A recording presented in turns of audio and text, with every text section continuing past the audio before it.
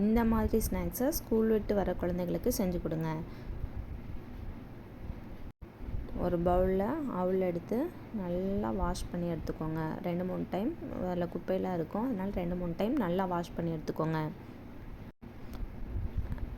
Next தண்ணி ஊற்றி அது மூடி போட்டு ஒரு 10 நிமிஷம் அப்படியே இருக்கட்டும். ஒரு சாஸ்பேனில் 1/2 கப் வெல்லம் எடுத்து 1/2 கப் தண்ணி ஊற்றி நல்லா அதை மெல்ட் பண்ணி எடுத்துக்கோங்க. உங்களுக்கு தேவைன்னா இன்னும் கொஞ்சம் கூட வெல்லம் சேர்த்திக்கோங்க. ஊற வச்சுருக்கிற அவல் எடுத்து நல்லா வடித்து எடுத்துக்கோங்க. இந்த மாதிரி நல்லா ஊறி இருக்கும், அதை வடித்து எடுத்துக்கோங்க. நெக்ஸ்ட்டு பேனில் கீ 2 ஸ்பூன் ஊற்றி முந்திரி உங்களுக்கு என்னென்ன நட்ஸ் தேவையோ அதெல்லாம் போட்டுக்கோங்க.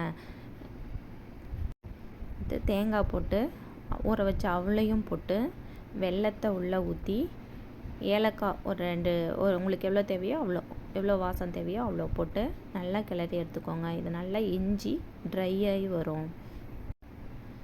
இப்போ அதை எடுத்து ஒரு பவுலில் மாற்றி நம்ம குழந்தைங்களுக்கு கொடுக்கலாம். இது ஒரு ஃபில்லான ஒரு ஸ்நாக்ஸ்.